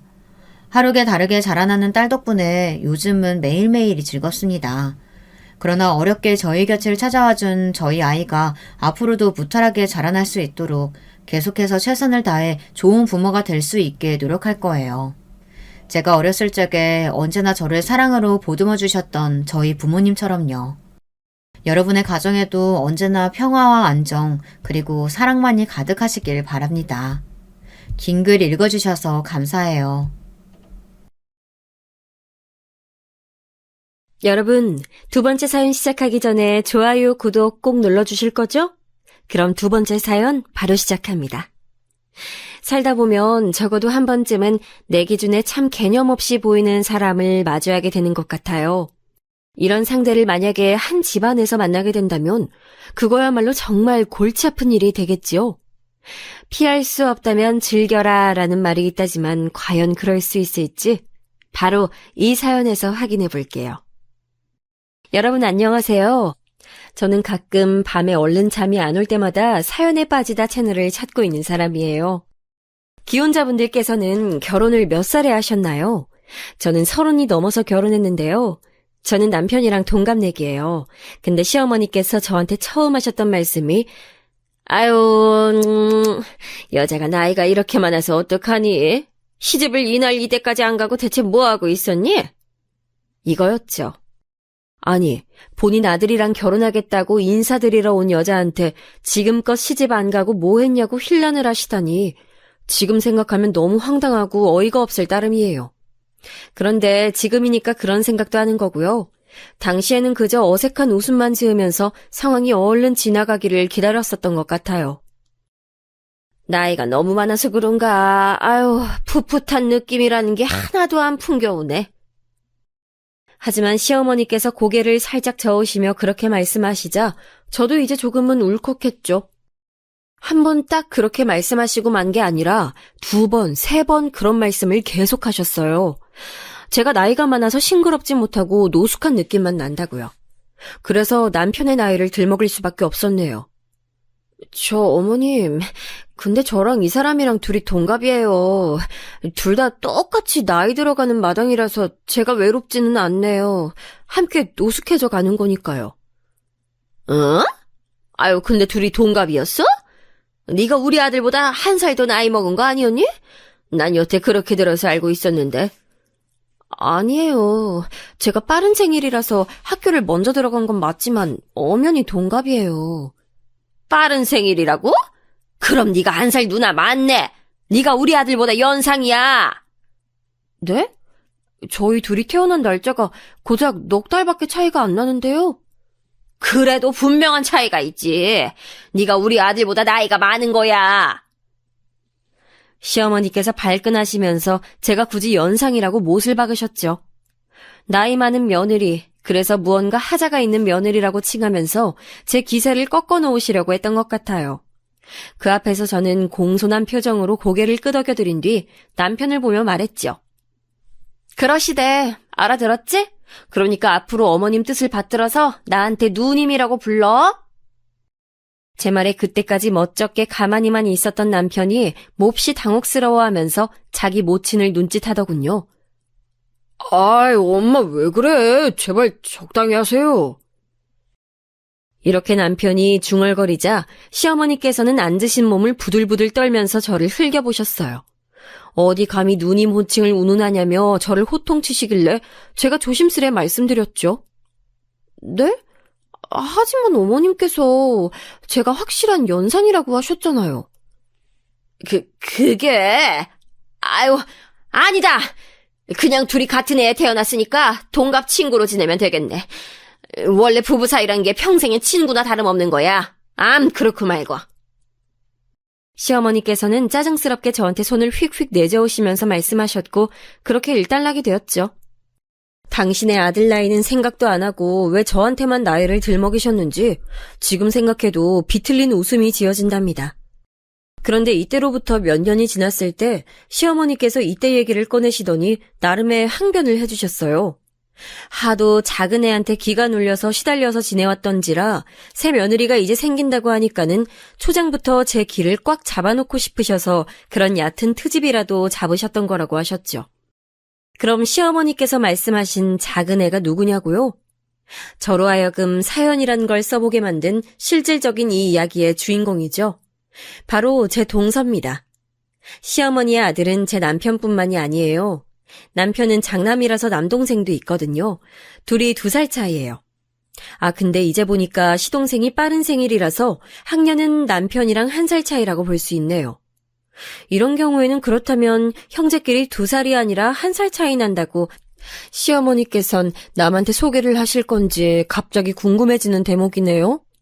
그러실 것 같진 않은데 하여간에 시어머니께선 살짝 웃긴 분이에요. 당시에는 어쨌든 남편하고 결혼하고픈 바람만이 가득했던 때였으므로 시어머니께서 저를 미묘하게 갈구시든 말든 별로 따지지도 재지도 않았던 것 같아요. 시동생은 결혼을 일찍 한 편이라고 할 수 있어요. 형보다 동생이 더 먼저 결혼한 경우였죠. 그래서 시동생의 아내인 동서가 저보다 결혼 선배이며 먼저 시댁하고 역사를 쌓고 있었던 거예요. 동서는 어떤 사람인가 하면 우선 첫인상은 저보다 키가 많이 작단 것이었네요. 동서가 저보다 어리고 키도 작고 아담해서 여러모로 저와 다 상반됐던 것 같아요. 딱 대비가 이뤄졌던 거죠. 동서는 키가 150대 중반이에요. 자기 입으로는 158cm라고 몇 번 주장한 적이 있었는데 절대 아니고요. 저 같은 경우에는 인생에서 가장 크게 키가 나왔던 게 170cm였고 대부분 168cm 정도예요. 동서랑 10cm 이상 키 차이가 나는 건데 이렇다 보면 여러분도 아시겠지만 키뿐만 아니라 덩치에서 확 차이가 난답니다. 단신과 장신은 골격이 다르거든요. 그래서였을까요? 동서는 저에게 거인 같다고 그랬어요. 저를 향해서 와 진격의 거인이다 라고 하길래 저는 그게 뭐냐고 물었었죠. 그것도 모르세요? 형님 진짜 옛날 사람 같으시네. 최신 유행하는 거 못 따라가는 티가 이런 데서도 팍팍 나네요. 요즘에 인기 많은 일본 만화인데 우리나라에서도 웬만한 만화 팬들은 다 알고 있고요. 만화 안 보는 사람도 인터넷만 자주 하면 그 작품 뭔지 다 알아요. 초대형 거인들의 습격에 맞서서 주인공들이 싸우고 뭐 그런 소년 만화인 듯 싶었어요. 그런 작품이 있거나 말거나 솔직히 저랑 무슨 상관이겠어요. 동서 말대로 제가 어리고 젊은 친구들 사이에서 뭘 유행하는지 잘 모르기도 했고요. 관심 자체가 없었어요. 하지만 저를 볼 때마다 특히 제가 자리에 앉아있다가 일어나는 순간마다 동서가 와 진격의 거인 이렇게 외치니까 너무너무 짜증이 나는 거지요. 동서가 그러는 걸 목격했음에도 제재도 안 하고 모르는 척하는 남편의 태도도 짜증스러웠고요. 물어보니까 남편도 그 작품을 보진 않으나 그게 뭔진 알고 있다고 그랬어요. 유치한 동서의 놀림이 언제까지 가려나 싶어서 그냥 두고 봤는데요. 어느 날은 저한테 그냥 진격의 거인이라고 하지 않고 무슨 거인이라고 이름을 붙여서 부르더라고요. 그게 뭔가 싶어서 그날 인터넷에 검색해 봤었어요. 그랬더니 그 작품에 나오는 거인들 중에서도 유난히 눈이 부리부리한 인상에 좀 특이하게 생긴 거인 캐릭터였더군요. 그걸 저한테 동서가 갖다 붙인 겁니다. 와, 그거 알고 나니까 너무 신경질이 났어요. 참다 동서한테 따졌죠. 동서, 뻔히 그런 소리 듣기 싫어하는 사람한테 자꾸만 놀려대는 이유가 뭐야? 한두 번 그럴 때야 나도 웃어 넘겼지. 이건 해도 너무하잖아. 눈이 큰 특징에 맞춰서 놀려대다니 너무 무례하고 당하는 입장에서는 기분 나빠. 제가 유전을 그렇게 받아서 눈이 좀 커요. 그냥 쌍꺼풀이 겉으로 진 것뿐만 아니라 눈알 사이즈 자체가 큽니다. 여자로서 눈 큰 게 작은 것보단 낫다고 해서 나름 매력 포인트라고 생각을 해오긴 했지만 어렸을 때는 학교 친구들한테 왕눈이 소리를 좀 듣고 살 수밖에 없었네요. 그걸 동서가 써먹으니까 너무 얄미웠던 거예요. 그리고 정말 솔직히 말하자면 제가 동서한테 살짝 그 시점에서 앙금이 있었어요. 왜냐하면 저희 부부 결혼식 날에요. 동서가 옷을 아주 미묘하게 입고 왔었거든요. 밝은 색부터가 눈길을 사로잡았었죠. 그 정도면 어떻게든 튀어보려고 작정을 했던 게 아닐까 충분히 의심이 가고도 남는 차림새였고요. 결혼식 도중에는 정신이 없어서 잘 몰랐는데 식 마치고 나서 동서를 보고 얼마나 놀랐었는지 몰라요. 특히 나중에 사진 나온 거 보니까 어이가 없었고요. 하지만 우더른들께서 아무 지적도 안 하시길래 참고 넘겼었건만 동서가 저 결혼한 후에도 제 심기를 살살 긁으며 건드리니 분란 만드는 거 안 좋아하는 제 성격에도 불구하고 터질 수밖에 없었던 것 같아요. 제가 조목조목 그리고 조곤조곤하게 동서한테 잘못을 짚어주면서 앞으로는 조심해줬으면 좋겠다고 그랬을 때요. 가만히 듣고 있던 동서가 이윽고 입을 열더니 꺼낸 말이 가관이었답니다. 형님은 제가 괜히 이런 줄 아시나요? 제가요, 엄연히 이 집안에 먼저 들어와 있던 사람이고요. 제가 끓여놓은 것들이 한두 가지가 아니에요. 형님은 제 방식을 배우고 또 먼저 양해를 구해야 맞았던 건데 그런 걸 전혀 안 하시더라고요? 개념 없이? 뭐라고? 내가 개념이 없어? 아니, 무슨 양해를 내가 동서한테 구했어야 맞았다는 거야? 나는 이해가 안 돼. 하나하나 저한테 물어가면서 허락을 받고 그 다음에 움직이셔야 하는 게 맞았다고요. 이게 그렇게나 이해가 안 가세요? 처음에도 말이죠. 부엌에서 같이 일을 할 때 형님이 선반 이곳저곳 다 열어보면서 양념 찾고 냉장고 마구 뒤적거리는 거 보면서 저 솔직히 너무 화가 났는데 그래도 제가 참았습니다. 지켜보니까 형님이 고의로 그러신 것 같지 않긴 했는데 원체 무식한 분 같아서요? 동서! 말 가려서 했으면 좋겠어? 내가 동서 눈에 거슬렸을 수는 있겠지. 동서 말대로 내가 늦게 이 집안에 들어온 사람이니까. 동서가 주인의식이 있을 수 있다는 것까지도 내가 이해를 하겠다고. 근데 내가 동서 마음에 안 든다고 해서 사람을 살살 약 올려가면서 놀려댄 거야? 이거 너무 유치하다고 생각하지 않아? 따지고 보면 내가 윗사람이야. 동서가 건방진 거라고. 와, 본색 나오시네요? 무서워라. 핫바리 전문대 나오신 분께서 영특한 척 하시는 거. 저 지금 솔직히 너무 웃긴데 웃음 참는 중이에요. 생각지도 못했던 지점을 찔러오는 동서에게 놀랐고 제 얼굴이 순간 화끈거렸어요. 저는 경기도 소재의 전문대를 나온 사람이에요. 반면 동서는 서울에 있는 4년제 여자대학을 나왔더군요. 제가 그렇게 큰 학력의 차이는 모르겠다고 동서한테 말을 했더니 자기는 자기 친정 식구들이 전부 4년제 대학 나왔다고 하면서 으스댔어요. 그러면서 저한테 제 친정 식구들은 모두 학력이 어떻게 되냐고 물었습니다. 순간적으로 말문이 막히더군요. 제 친정 부모님께서는 두 분 다 고졸이 최종 학력이시고요. 친정 오빠는 고졸이었다가 나중에 대학 다녔어요. 야간대학으로 졸업장을 따냈죠. 친정 여동생은 경기도에 있는 나름 꽤 알아준다는 4년제 대학에 들어갔다가 중퇴를 했고요. 이때 괜히 속으로 여동생을 좀 원망했네요. 기껏 대학 보내놨더니 자퇴를 했으니까요. 이 망할 기집애가. 동서, 지금 설마 학벌로 사람 가르겠다는 건 아니겠지? 한 집안 식구끼리 너무한 거 아니야? 너무하거나 말거나 사실이 그렇잖아요? 형님, 말 나온 김에 고등학교는 어디서 다니셨어요? 좋은 동네였나요? 그건 갑자기 왜 묻나 했더니만 자기가 다닌 고등학교는 학군이 좋았다는 얘기를 하고 싶어서 밑밥을 뿌린 거였더군요. 이날 진짜 속이 상했네요. 성격 나쁜 사람이라고 제 안에서 판병이 난 동서를 더 상대하기도 싫어졌고요. 제가 가만히 입을 다물고 있다가 동서한테 그랬죠. 아이도 있는 사람이 애엄마로서 마음 예쁘게 쓰고 살았으면 좋겠다고요. 그러자 동서가 보인 반응은 형님이 먼저 주제 파악하시는 게 순서 같은데 이런 중얼거림이었답니다. 사람이 너그럽게 꼬리를 말아줬으면 응당 화답을 해주는 게 일반적이지 않나요? 어디 끝까지 해보자는 것도 아니고 동서가 툴툴거리는 모습에 정말이지 기가 막혔어요. 그런데 그때 방에만 계시던 시어머니께서 나와보시더니 저랑 동서가 대치 상대로 분위기를 냉랭하게 내고 있는 것에 한숨을 쉬셨죠. 그러면서 저를 쳐다보시며 말씀하셨어요. 큰애가 작은애를 잘 따라주려무나. 모르긴 몰라도 배울 건 꽤나 많을 게다. 손아래 동서라 생각하여 무시하려 들지 말고. 큰애야, 네가 푸근하고 따사로운 마음씨로 작은애를 매사에 감싸줘야 한다. 시어머니의 말씀에 저는 얼어붙었고 동서를 힐끗 쳐다보니까 입술을 실룩거리고 있었어요. 너무 황당했네요. 제가 굴러들어온 돌이고 동서가 박힌 돌이라 이런가 싶어서 조금 서러웠어요. 왜 싸가지 밥 말아먹은 동서는 아무 잔소리도 안 됐고 저만 푸근한 인심을 가지라며 종용당해야 했는지 이해가 안 됐어요. 생각할수록 억울하기도 했고요.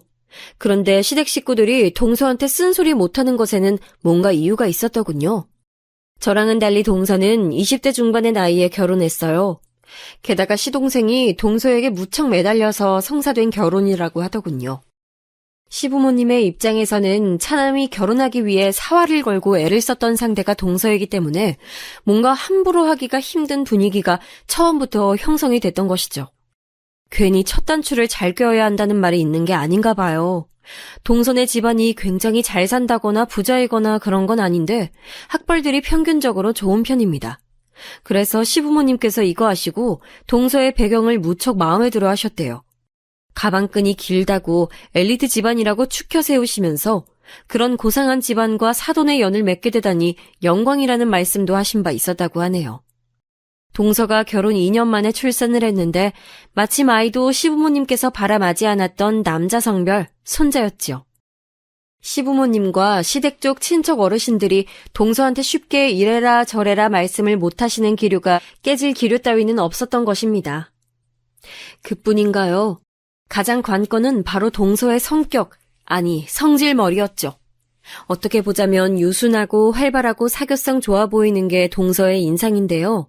다혈질이라서 쉽게 화를 내고 그 화를 참아야 할 이유는 스스로에게 절대로 없다고 여기며 짜증이 많은 동서를 이겨먹으려면 보통 성질로는 불가능했어요.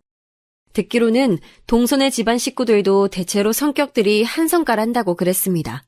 특히 동서의 외사촌 오빠 되는 사람은 당초에 무슨 일을 하는지 모르겠는데 덩치가 크고 팔다리에 문신이 있어서 시동생을 포함한 온 시댁 식구들이 깜짝 놀랐었대요. 에이, 예상은 했지만 동서가 훨씬 더 만만치 않은 인물이었구나. 내가 어쩌다 동서처럼 성질이 유별난 사람하고 엮이게 됐는진 모르겠지만 적당히 상대해주고 적당히 살이면서 사는 수밖에 없는 것 같네. 답답하긴 해도 현실적으로 상황이 그런 것 같다. 제가 혹시나 어린 나이였으면 모르겠는데 그리고 제 조건이나 배경이 꿀릴 것 없이 뛰어났으면 또 모르겠는데 그렇지 않았기 때문에 동서랑 맞서지 않기로 했어요. 한마디로 그냥 이겨먹을 생각을 내려놓기로 했단 것이었지요. 그러면 대체 남편이란 작자는 이 모든 과정에서 뭘 하고 있었냐고요? 제 남편, 트러블 나는 걸 딱 질색하는 사람이에요. 누가 싸우거나 그러면 그걸 보는 걸 자체로도 피로감을 느끼는 사람이고요. 어디서 큰 소리 나면 자리를 피하는 유형이랍니다. 남한테 싫은 소리 하는 걸 어려워하고 남의 부탁을 거절하는 것도 어려워하며 특히나 아쉬운 말을 할 줄 몰라요. 손해를 자기가 보더라도 그냥 안고 가는 사람이라고 할 수 있죠. 제3자의 입장에서야 본다면 이런 사람이 우직하고 착하다라고 여길 수 있겠지만 배우자로 판단을 해보자면 솔직히 속이 갑갑해져 오는 것도 사실입니다. 왜 이런 남자한테 눈에 콩깍지가 생겨서 결혼을 했냐고요? 아무리 30 훌쩍 넘긴 나이였고 배경이 미미했어도 결혼은 더욱 신중했어야 하는 거 아니냐고요? 그러게요. 그런 객관적인 질문을 저 결혼 전에 누가 해줬더라면 제가 고민을 더 해봤을지도 모르겠네요. 하지만 누구나 살면서 그런 시기가 한 번쯤은 있잖아요. 옆도 안 보이고 뒤도 안 보이고 그냥 앞만 보이는 상태요. 밑도 끝도 없이 이 남자랑 결혼해야겠다라는 생각으로만 저는 예전에 가득 차 있었던 것을 어쩌겠나요. 환장하지만 제가 내린 결정이고 선택이기에 감내하는 것이죠. 하여튼 이런 남편과는 다르게 시동생은 성격이 조금 직설적인 편이라고 할 수 있어요. 기본적으로 기가 좀 세다고 해야 할까요? 그러니까 동서랑 손뼉이 잘 맞아서 결혼한 거였겠죠. 자기 동생이 기가 세다 보니까 남편이 3번 말할 거 참았다가 한 번만 말하고 이런 부분도 좀 있었어요. 놀랍게도 여기서 끝이 아니라 제가 일화 하나를 알게 되었는데요. 동서가 임신 막바지였을 때래요. 시동생이 회사에 금요일 회식 자리를 가서는 집에 안 들어온 겁니다. 열받은 동서가 계속 전화했는데 소용이 없었고 새벽 3시가 되어서야 간신히 통화가 됐는데 전화를 시동생이 아니라 회사 동료가 받았다고 하네요. 그러면서 그 회사 동료가 한 말이 시동생은 지금 노래방 도우미랑 노느라 정신이 없어서 전화를 받기 힘들다고 했다는 거죠. 동서 성질에 화가 안 나고 버틸 수 있었을까요? 어림도 없는 소리입니다. 그래서 그 후로요.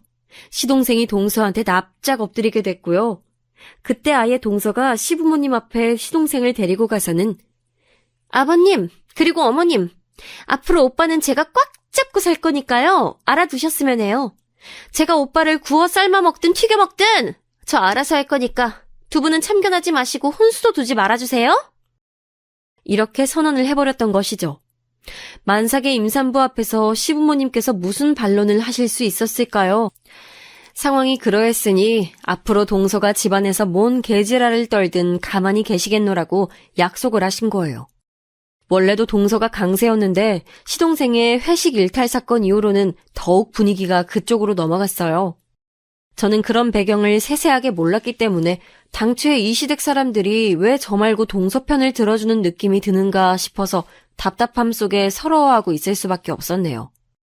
저는 약간 비약을 하자면 모범생 스타일인데 동서는 성격이라든지 말을 하는 게 톡톡 쏘는 편인데다가 말빨도 세고 아무튼 간에 그래서 저는 똥이 무서워서 피하는 게 아니라 더러워서 피한다는 심정으로 동서랑 안 부딪히려고 노력하며 지내게 됐어요. 하지만 시댁이라는 지대한 공통점이 떡하니 존재하는 이상 제가 그까진 노력을 한다고 해서 엮이지 않는다는 건 말이 안 되는 일이었답니다. 시아버지께서 등산을 가셨다가 다리를 삐끗하셨을 때도 그랬죠. 한동안은 아버님이 거동하시기 힘드실 텐데 어머님이 어떻게 다 감당하시겠어요? 이럴 때 며느리 찬스를 쓰셔야죠. 안 그래요, 형님? 형님이 아무래도 시간 많으시니까 아버님 보살펴 주시면 딱 되겠네요. 내가 시간이 많다니. 나도 일정 있고 할 일이 매일 있는 사람이야. 동서는 내 뭘 보고 내가 시간이 많다고 하는지 모르겠네. 전 애 때문에 안 돼요. 애를 봐야 돼서요. 근데 형님은 봐야 될 애가 없으시잖아요. 혹시 아버님 수발 들기 싫다고 일부러 그러시는 건 아니겠죠? 착한 형님이 그러실 리는 없다고 믿어요. 참고로 그때 저는 일주일에 3번 동네에 있는 카페에서 아르바이트를 했고요. 집에서는 문서 작업하는 걸로 돈벌이를 했어요. 대부분의 사람들처럼 직장으로 출퇴근만 안 했을 뿐이지 똑같이 근무를 하는 셈이나 다름없었는데요. 이게 장소 제약을 안 받다 보니까 동서는 제가 시댁에 가서 문서 작업을 하면 된다고 주장했습니다. 이가 빠드득 갈렸는데 누군가는 시댁에 가서 시아버지를 한 번씩 들여다봐드리며 시어머니를 도와드려야 하는 상황이란 건 명백했기에 그냥 제가 그렇게 하기로 했어요. 다만 동서의 입김에 의해서 제가 그 입장에 놓이게 되었다는 게 짜증이 났죠. 그놈의 애 핑계는 왜 이렇게 되던지 시어머니의 생신상을 차렸던 일화도 만만치 않았네요. 형님이 집안에 일원되시고 나서 처음 맞는 어머님 생신이네요. 어머님께서 밖에 나가서 외식하는 것보다 집밥 좋아하는 건 형님도 알고 계시죠? 그건 나도 알지. 근데 작년에는 소갈비 식당 가서 생신 식사를 한 걸로 내가 알고 있었는데. 작년엔 그럴 만한 사정이 있어서 외식을 했던 거고요. 올해는 어머님께 생신상 차려드리기로 결정했어요. 며느리가 이제 하나도 아니고 둘인데 뭐가 문제겠어요, 형님? 집밥의 정성은 돈으로도 살 수 없는 건데요. 그럼 작년 말고 재작년에는 집에서 생신상 차렸어? 왜 나는 재작년에도 밖에 나가서 해결한 걸로 들었던 것 같지? 형님, 지나간 일은 왜 그렇게 따져대세요? 올해는 저희가 어머님 생신상 차려드리기로 이미 정해졌다니까요? 진짜 사람이 왜 이렇게 매사에 불만이 많고 트집 잡는 게 많아? 뭐라고? 안 그랬다가는 올해는 직접 차린다는 게 내 입장에선 이상하게 생각되니까 물어볼 수도 있는 거지. 동서야말로 너무 예민한 것 같네. 그리고 나는 미리 들은 바도 없는데 동서가 결정했다, 그러기로 했다 이렇게 통보하면 내가 당연히 당혹스러울 수 있지 않겠어? 그래서 어머님 생신상 차리기 싫으시다고요? 결국 그 말씀하고 싶은 건데 돌려 말하시는 거잖아요. 내가 언제 그랬어? 아니야. 생신상을 직접 차리기로 했으면 당연히 그걸 따라야지. 내가 그렇게 하기 싫다는 뜻은 아니었어. 그럼 그냥 입 닥치고 어머님 생신상 차릴 준비나 하시면 돼요. 어차피 할 거면서 왜 이렇게 쭈글쭈글 대시는지. 나이도 많으시면서 그 나이는 다 어디로 먹으셨나 의심스러워요. 확실히 결혼 생활 더 오래 하고 아이 낳고 키우며 사는 저랑은 정신 연령이랄 게 차이가 난다고 할까요? 현상을 바라보는 성숙함이 형님은 저랑 좀 다르네요? 진짜 차라리 말을 말지 싶었네요. 성질 따라서 말을 있는 대로 뱉어버리는 동서 앞에서는 차라리 무건 수행하는 게 가장 낫지 않을까 싶기도 했을 정도예요. 시어머니께 여쭤보니까 정말로 생신 때 집밥 먹자고 하신 게 맞더라고요. 그래서 동서랑 둘이 차려서 준비하기로 했어요. 그 전까지는 착착 메뉴 선정이며 장 보는 거 분담까지 큰 이상 없이 잘 됐는데 왜 하필 딱 그 당일 이른 아침에 동서한테 피치 못할 일이 생겼을까요? 애가 아프대요. 시조카가 아침에 일어나자마자 아프다고 칭얼거려서 별 수 없이 소아과를 당장 가야 한다고 하더군요. 누가 뭐라고 하나요? 당연히 가라고 그랬죠. 소아과 갔다가 시댁으로 바로 와서 저랑 생신장 준비하면 될 것 같다고 그랬어요. 그러자 동서가 하는 말이 토요일에는 소아과가 유난히 붐벼서 한두 시간 내에 진료를 절대 못 본다고 하는 거예요. 그래서 많이 늦어질 수도 있으니 저한테 혼자 시작을 다 하라고 그랬습니다. 시동생은 뭐 하냐고, 그럼 시동생이 애를 소아과에 데리고 가면 되는 거 아니냐고 그랬더니 그건 또 안 된다고 하네요. 시동생이 감기 기운이 있어서 워낙 컨디션이 안 좋다고, 아무래도 애가 자기 아빠한테서 열이 옮은 것 같다고 동서가 태연하게 말했어요. 가뜩이나 저희 남편이 한 달에 한 차례 주말 당직이 돌아오는 때였는데 별 수 없이 저 혼자 시댁에 가서 요리하기 시작했죠. 감기가 유행이긴 했는지 시부모님 둘 다 휴지로 코를 풀고 계시는 모습에 제가 좀 난감했고요. 그런 마당인데 시어머니께 적극적으로 거들어달라고 부탁드릴 수가 없어서 거의 다 제가 했어요. 한참 제 눈치를 살살 보시던 시어머니께서 부엌으로 와서 뭐라도 거들어 주시려던 찰나 드디어 동서가 왔어요. 애를 품에 안은 채 말이죠. 어머님이 요리를 다 도와주고 계셨어요? 오늘은 어머님이 주인공으로 식사하실 건데 이러시면 안 되죠. 얼른 가서 쉬세요. 형님하고는 이제부터 제가 같이 하면 돼요. 아니, 나는 아직 별로 도와준 것도 없고 이제 막 부엌에 발을 들인 참이었는데. 그러려무나 둘이서 하면 뚝딱 끝내버리겠지. 시어머니께서 떨떠름하게 말씀하시고는 퇴장하셨어요. 저는 당연히 동서랑 분업을 할 작정이었건만 제가 도마를 들이밀었더니 한 발짝 뒤로 물러나더군요. 자기는 제가 쌓은 공든탑을 빼앗을 생각이 없대요. 그게 대체 뭔 참신한 개소린가 했더니만 처음부터 제가 다 해놨으면 마무리까지 제가 다 해야 맞는 거라고 우기는 거였어요. 제가 어이가 없어서 쳐다봐줬더니 동서가 눈을 부라리면서 자기는 애도 봐야 하니까 정신없어서 부엌에만 못 붙어있는다고 딱 잘라서 말을 하더군요. 왜요, 형님? 그냥 형님이 다 알아서 편하신 대로 요리 끝마치는 게 낫지 않겠어요? 형님이 가방끈이 짧으실 뿐이지 상을 못 차리시는 건 아니잖아요. 혼자서 다 차렸다고 하면 다들 형님을 추켜 세워줄 텐데 뭘 그렇게 마음에 안 들어 하세요? 공로를 세우실 좋은 기회인데요. 그래도 어떻게 혼자 다 하나요? 아무도 없었다면 모를까. 동서라는 일꾼이 도착한 이상 제 마음이 생신상을 혼자 다 차리는 쪽으로는 기울 수가 없었어요. 동서는 조금 짜증을 내더니 속이 답답해서 아이스 커피를 사오겠다며 갑자기 밖으로 나가더니 그대로 안 돌아왔어요. 20분이 지나도 안 오길래 동서한테 전화하니까 안 받더군요. 미쳐버리는 줄 알았네요. 결국 그 어머님 생신상이요. 기획은 동서가 했는데 노동은 제가 다 했습니다. 저녁 시간이 돼서 모두가 상 앞에 둘러앉았을 때 저는 저 혼자 이거 다 했다고 말씀드렸어요.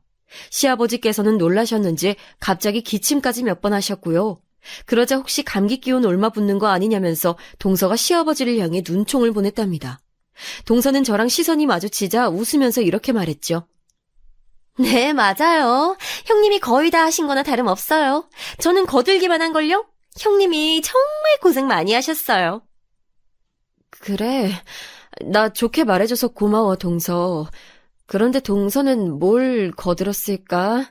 여기 차려진 것 중에서 동서가 거들었던 게 뭐더라? 내가 잘 모르겠으니까 물어보는 거야. 뭘 그렇게까지 캐물으세요?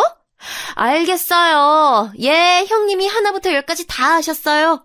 형님이 전 세계 최고의 요리사세요. 대단하시고요. 존경스러워요. 이러면 됐죠? 감사합니다, 형님. 그때 정말 뒤통수가 뻐근해졌어요.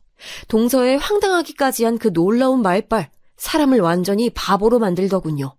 근데 분위기가 제가 거기서 따지고 자시고 할 그런 건 절대 아니었어요. 그리고 왠지 다들 저를 향해 참았으면 하는 눈치를 주는 느낌이었다고나 할까요? 그런 묘한 게 있었어요. 그 이전에도 몇 번 느낀 바 있는 시선들이었죠. 여기서 너만 참으면 문제가 없어 라고 말하는 시댁 식구들의 시선. 그게 어머님의 생신상 앞에서도 느껴지더라 이겁니다. 특히나 동서가 내민 생신 축하 돈봉투에 시어머니께서 환하게 웃으시는 모습을 보며 저는 씁쓸해진 입맛만 다셔야 했네요. 잡채가 근데 왜 이렇게 싱거워요? 아, 형님, 지금 저희들 보고 건강 생각해서 나트륨 좀 줄이라고 경고해 주시는 거예요? 건강할진 몰라도 맛은 영 아니네요. 동서가 그런 말을 하면서 희죽희죽 웃더군요. 남편은 조용히 잡채를 더 가져다가 먹었고요. 시어머니께서는 잡채가 기본 음식이지만 은근히 잘하려고 할수록 어려워지는 메뉴라고 말씀해 주셨어요. 그렇기에 제 기분이 별로 상하지는 않았는데요. 잠시 후에 동서가 저한테 아주 얄미운 발언을 날린 건 타격이 컸죠. 어머, 그래요, 어머님? 그렇다면 확실히 잡채가 형님한테는 어려운 과제였겠네요. 형님 오늘 힘든 시간 보내셨겠구나. 그러면서 아주 작게 박수 2번 짝짝 쳐주더라고요. 저는 살면서 이런들 저런들 모두 어떠하리 같은 생각을 하고 살 때가 많은 사람이었어요. 성향 자체가 어찌 보자면 건조한 기질이 있다고나 할까요? 그랬기에 남을 깊이 미워해 본 적도 없었고 싸워본 적은 더더욱 없었어요. 저보다 훨씬 더 무미건조하고 남한테 관심도 없는 남편을 만나 결혼까지 하면서 그런 제 성향이 오래오래 유지될 줄 알았건만 동서가 자꾸만 저를 뒤흔들더군요. 주먹 꽉 쥐었는데 시어머니의 품에 들린 동서가 건네드린 돈봉투 보면서 간신히 참았어요. 제가 참고 또 참는 걸 보면서 시댁 식구들은 아마 또라이 동서한테 아주 적절한 형님이라고 여겼을 일이에요. 그런데 얼마 후 동서가 저한테 제 친정 여동생이 고졸이냐고 묻더군요. 제가 조금 굳은 얼굴로 맞다라는 대답을 하자마자 동서가 박장대소했어요. 와, 대박이다! 고졸? 고졸이요? 전에 동생분은 대학 다닌다 어쩌고 하셨던 걸 듣고 대졸인가 했더니 중퇴라서 고졸이었어요? 그럼 형님은 자기 집안에서 고학력자인 거네요? 아무도 모르는 핫바리 전문대 졸업했는데 집안에서는 고학력자라니요. 형님 집안 너무 웃겨요. 깔깔 웃으면서 자기 집이랑 저희 집이랑 수준 차이가 심하게 난다고도 했지요. 제가 살아보니까요, 비단 학교 같은 곳에서만 계급이 나뉘는 게 아니더라고요. 직장에 들어가면 사무실 내부에서 그런 비슷한 게 생겨나고 현장 일이면 현장에서 그런 게 생겨나기 마련이에요. 하물며 생판 남이었다가 각자의 결혼으로 엮이게 된 시댁 식구들 사이에서 그런 게 왜 안 생기겠어요. 나이든 뭐든 어떤 것을 근거로 삼아서라도 반드시 서열이 갈리는 것 같더군요. 그리고 동서는 유난히도 그런 것을 무척 좋아하며 즐기고 또한 이용해 먹는 사람이었죠. 반대로 저는 그런 행위 자체가 피곤하게 느껴지고 소모적으로 다가오는 사람이었고요. 형님은 임신 안 하세요? 아이 안 가지세요? 저는 슬슬 둘째를 계획하고 있어서요. 형님이 임신 계획이 있으시다고 하면 왠지 시기를 맞추고 싶네요. 애들끼리 동갑으로 키우면 너무 좋을 것 같지 않아요? 재밌을 듯 싶은데요. 동서의 그 말 듣는 것만으로도 너무 싫었네요. 상상만으로도 동서랑 같은 시기에 임신을 하고 있는 것에 몸서리가 쳐졌어요. 만약 그렇게 되면 사사건건 비교가 시작될 텐데 소름이 끼쳤죠. 저는 동서랑 되도록 접점이 없었으면 하고 바랐는데 동서는 자꾸만 저에게 시비를 걸어왔어요. 그 외에 학교 다닐 때도 보면 일진 양아치들이 자기들끼리만 모여서 놀면 되는 것을 꼭 죄 없는 조용한 애들을 낚아다가 데리고 다니며 괴롭히고 삥 뜯고 그러잖아요. 동서를 보면 꼭 그런 것과 겹쳐졌어요. 남한테 못되게 구는 종자들은 혼자 있으면 심심해 죽겠나 봐요. 누구라도 툭툭 건드리고 괴롭혀대야 자기 직성이 풀리는 것 같았어요. 형님, 지난주에 지방 나들이 가셨었다면서요. 예쁜 곳 구경하고 오셨으면 저한테도 알려주시고 추천도 해주시고 그래야지. 왜 항상 입을 꾹 다물고 계세요? 저한테 불만 있다고 시위하시는 것도 아니고 늘 생각하는 건데 형님은 덩치는 거인이시면서 속은 난쟁이보다도 못하시네요. 입술을 삐죽거리면서 말을 하는데 마음 같아서는 확 그냥 저 주둥이를 갖다가 손으로 꼬집어버리고 싶었네요. 제 옆에 있으면 자기가 남자의 보호 본능을 일으키는 여리여리하고 가냘픈 몸인 게 강조가 돼서 좋다나 이런 헛소리를 들으면서 저는 속으로 돌을 닦고 있었죠. 참을 인자면 사람 해치는 것도 면한다는 속담 같은 걸 중얼거리면서요. 이윽고 설날 명절이 됐을 때였어요. 설 당일에는 다 같이 식사했으면 좋겠다고 시아버지께서 강조를 하셔서 따르기로 했고요. 저희는 설 전날부터 시댁에 있다가 설 당일에 제 친정으로 가는 순서였고요. 시동생과 동서는 반대로 설 전날에 동선의 친정에 있다가 설 당일에 시댁으로 넘어오는 순서였어요. 정오즈음에 점심 식사 함께 하자는 것으로 얘기가 됐습니다. 저는 시댁에 있던 사람이니 떡국을 끓이는 건 제 몫이 됐지요. 동서는 멀리서 오는 입장이었으니까요. 한 끼 얼른 해치우고 친정으로 가고 싶은 마음이 제 안에서 차오르고 있었는데요. 오전 11시가 다 되어가던 때 시동생으로부터 연락이 왔어요. 출발이 좀 늦어져서 정오까지 도착하긴 힘들 것 같다는 거예요. 시간 맞춰 오라고 그렇게 신신당부를 했었는데 짜증나고 허무하기까지 했죠. 12시에 식사를 해야 친정으로 출발하는 게 여유로운데 시간 더 늦춰지면 곤란할 것 같아. 차라리 우리끼리 시간 맞춰서 먹을까? 제가 남편한테 그렇게 말했는데 시부모님께서 들으시더니 아무리 그래도 설 명절에 유일하게 한 끼 다 같이 먹는 건데 그렇게 따로 행동하는 건 좋지 않다면서 뭐라고 하시더군요. 그래서 시동생한테 몇 시 도착 예정이냐고 그랬어요.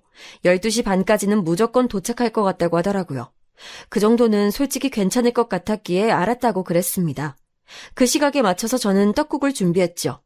떡국 위에 뿌릴 김가루까지 다 준비하고 시계를 봤을 때가 12시 반이었어요. 그런데 안 오더군요. 시아버지께서도 짜증내시고 남편은 눈치 보면서 시동생한테 전화 걸고 결국 저희 먼저 먹으라는 소리를 들었습니다. 그럴 거면 왜 기다렸는지 모르겠어요. 시부모님과 저희 부부가 떡국을 여유롭게 천천히 다 먹을 때까지도 시동생과 동서는 도착하지 않았어요. 두 사람이 온 건 1시 반경이었죠. 그거 다 기다렸으면 답답해서 큰일 날 뻔했습니다. 오는 길에 둘이서 싸웠는지 어쨌는지 시동생은 미묘하게 표정이 가라앉아 있었고 동서는 신발을 벗을 때부터 신경질을 부리면서 툴툴대더군요. 그러면서 배고파 죽겠다 그랬고요. 저는 제 할 일이 있었기에 묵묵하게 떡국을 푸는 것에 집중했죠. 기껏 상을 차려줬건만 동서는 가타부타 저한테 인사도 안 하고 음식 앞에 앉았어요. 진작에 완성돼 있었던 떡국은 좋게 표현하자면 부드러우며 진국이 돼 있었고 나쁘게 표현하자면 불어 있었으며 진득해져 있었죠. 그런데 먹는 데는 지장 없었어요. 오히려 씹기 괜찮았을 거고요. 시동생은 시부모님께 이런저런 말을 하면서 왜 늦었는지 하는 이유를 대느라 아직 부엌 입성 전이었어요. 그럼에도 동서가 식탁에 앉아서 먼저 대뜸 수저를 든 거였고요. 동서가 제 쪽을 힐끗 보더니 계란을 너무 안 예쁘게 붙였다나 뭐라나 그렇게 중얼거렸는데 제가 그냥 못 들은 척 해줬습니다. 고무장갑 끼고 설거지 시작한 참이었거든요. 근데 동서가 호들갑 떠는 소리만은 도저히 무시할 수가 있었어야 말이죠. 아, 뭐야? 아우, 이거 왜 이렇게 짜? 바닷물 퍼다가 떡국을 끓였나? 나트륨 덩어리 이거 뭐야? 한 입 먹자마자 기분이 확 나빠지네. 저기요, 형님! 일부러 저 골탕 먹이시려고 소금 왕창 뿌리신 거예요? 무슨 소리야? 내가 그럴 리가 없잖아. 간이 조금 간간하게 되긴 했는데 우린 다 맛있게 먹었어. 아까보다 더 졸인 것도 아니라서 간이 비슷할 텐데 그렇게나 짜다고? 네, 그렇게나 짜요. 차라리 싱겁게 끓인 거면 소금 쳐서 먹으면 되는데 짜게 끓여 놓으니까 수습이 안 되잖아요. 짜증나. 떡국 기대했는데 이게 뭐야. 살면서 먹어본 떡국 중에서 제일로 맛없네. 동서는 아이 키우는 엄마가 음식 투정 한번 참 잘한다. 아이가 음식 투정할 때마다 동서는 할 말이 없겠어. 본인이 하도 투정을 하니까. 먹기 싫으면 먹지 마. 억지로 먹으라고 강요는 안 해. 저는 제가 끓인 거니까 완벽히 객관적이 될 수는 없겠지만 통상 맛있는 떡국이라는 기준은 거의 정해져 있잖아요. 그렇기에 저는 그 떡국의 맛이 이상하지 않다는 걸 알고 있었고요. 그렇게까지 짜지 않다고도 생각했어요. 시어머니께서도 많이 짜거나 단 거를 잘 못 드시는 편인데 별 말씀 없이 떡국을 다 드셨으니까요. 그것도 국물까지 말이죠. 그래서 동서가 그날 원래 기분이 나빠 보였던 것에 근거해서 저한테 트집을 잡고 화풀이를 하려던 것을 간파할 수 있었어요. 딱딱하게 동서한테 말을 하고선 다시 달그락거리며 설거지를 이어가려고 하던 때에 동서가 수저로 떡국 그릇을 마구 뒤적거리면서 이렇게 중얼거리는 소리가 들려왔습니다. 못 배워먹고 대가리 나쁜 무식한 년이 무식하게 덩치만 커서는 이런 거 하나 간도 제대로 못 맞추네. 아, 명절날에 사람 기분 잡치게 만드는 년. 아, 열받아. 만일 제가 그 음성을 못 듣고 놓쳐버렸다면 지금은 어떤 게 달라져 있을지를 저는 가끔 궁금해해요. 그러나 이미 돌이킬 수 없이 벌어진 일은 벌어진 뒤였죠. 저는 제 안에서 기생이 오면서 저를 향해 참아, 그냥 참으면 되잖아, 참는데 돈 들어가? 이렇게 말을 해오던 벌레 한 마리를 그 순간 터뜨려 없애버렸습니다. 그리곤 고무장갑을 낀 채로 동서가 앉은 식탁에 돌진했죠. 야, 이 쪼끄만 난쟁이 똥자루야! 너 어디 이리 와봐라. 오늘 너 죽고 나 죽고 한번 해보자. 명절 기념으로 단판 한번 지어보자고! 너 당장 일어나. 안 일어나냐? 왜? 갑자기 겁이라도 나니? 지금까지 내내 그랬던 것처럼 주둥이 열어봐. 나한테 당당히 맞서 보라고! 제가 동서의 코앞에 서서 위협적으로 내려다보며 말했어요. 저의 커다란 눈은 그 순간에 무서운 빛으로 더욱 커다래져 있었겠지요. 동서가 한 손에 수저를 쥔 그대로 굳어서는 입을 쩍 벌린 채 저를 올려다보고 있었네요. 당황했는지 아무 말도 못하고 굳어 있었어요. 그러더니 침을 아주 꿀꺽 삼킨 후에 저한테 기껏 이런 말이나 했지요. 제가 왜요? 제가 왜 형님이 하란 대로 해야죠? 형님이 일어나라니까 갑자기 일어나기 싫어지는데요. 덩치로 밀어붙이시는 것 같은데 굉장히 무식해 보여요. 내가 진짜 무식한 게 뭔지 보여줄까? 네가 아직 무식한 걸 못 본 것 같아서 내가 선심 써서 시범 하나 보여주련다. 저는 말을 마치자마자 동서의 앞에 놓여있는 떡국을 집어들어서 그대로 확 끼얹었어요.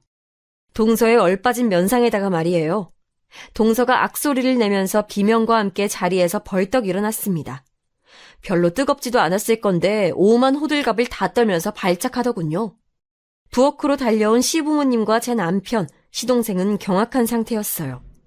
이게 무슨 일이냐며 모두가 난리들을 치는 와중에 저는 유일하게 침착함을 유지하는 사람이었고 목소리 또한 차분하게 흘러나갔어요. 이렇게 하니까 자리에서 일어나네. 역시 동서는 말로 하면 안 들어먹고 이렇게 행동으로 보여줘야 말을 들어먹는구나.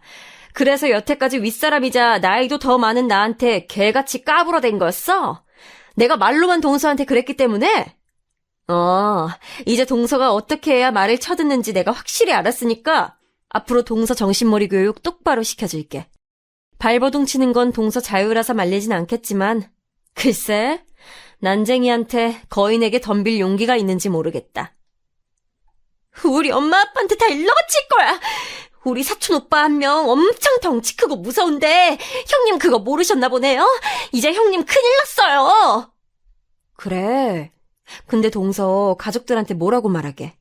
형님한테 지금까지 깝죽대면서 모욕을 퍼부었다가 떡국살에 맞았다고? 그렇게 말하면 가족들은 동서를 도와주게 되는 거야? 그 집안 수준 한번 엄청 높다. 대학 나와서 일진 양아치처럼 구는 거 안 창피할까? 동서는 자기 가족들이 고작 그런 수준이라고 나한테 알려주고 싶어서 안 달났나 봐. 동서가 몸을 바들바들 떨어댔고 그때 남편이 제 어깨를 감싸면서 부엌 밖으로 나갔어요. 제 가방이랑 겉옷은 자기가 챙길 테니까 먼저 차에 가 있으라고 하더군요. 부엌 쪽에서 동서가 악에 바친 소리를 지른 순간 놀랍게도 시아버지의 호통 소리가 들려왔어요. 그쯤 하거라! 무식하고 천박한 것에도 정도라는 게 있다. 오냐 예쁘다 하고 봐주니까 네가 그 정도를 모르고 설치는구나. 그러자 동서가 조용해졌죠. 저는 친정으로 가서 편안한 시간을 보냈어요. 남편이 앞으로는 시댁에 발길 안 하겠다면서 저한테 사과를 하길래 저는 그럴 필요 없다고 말을 할까 하다가 관뒀습니다. 그 후로 시부모님께서는 저에게 조심스러워지셨고 제가 시댁에 와줬으면 하시면서 저자세로 나오셨어요. 동서요? 그로부터 2달 후에 마주쳤었는데 저를 째려보길래 제가 기지개 한번 켜줬더니 거의 오줌 지릴 듯한 기세가 돼선 꼬리를 말더군요. 제가 팔을 휘두르는 것만 봐도 흠칫하더라고요. 시동생한테서 들었는데 동서가 자기 집안 사람들에게 제 얘기를 안 했대요. 솔직히 동서도 양심이란 게 있으면 부끄러워서 말을 못 꺼냈겠죠. 시동생도 저랑 남편 둘 다에게 그간 죄송했다면서 사과를 해왔네요. 동서가 저에게 사과를 한 건 그로부터 무려 1년이 더 지났을 때였어요. 제가 저희 아이를 임신하고 있던 시기였는데 선물을 들고 먼저 저를 찾아와서는 죄송하다고 말을 하더군요. 뭔 바람이 불어서 정식으로 사과까지 했는진 몰라요. 그냥 안 물어봤네요. 시간이 꽤 흐른 현재 저는 거리낌 없이 행동하고 활보하고 다니는데 동서가 저를 피해 다니고 있는 와중입니다. 저랑 접점 안 만들고 싶어서 안달인 게 느껴지고요. 시부모님께서는 예전과 비교할 수 없을 정도로 저한테 친근하게 대해주셔서 화목하게 잘 지내고 있답니다.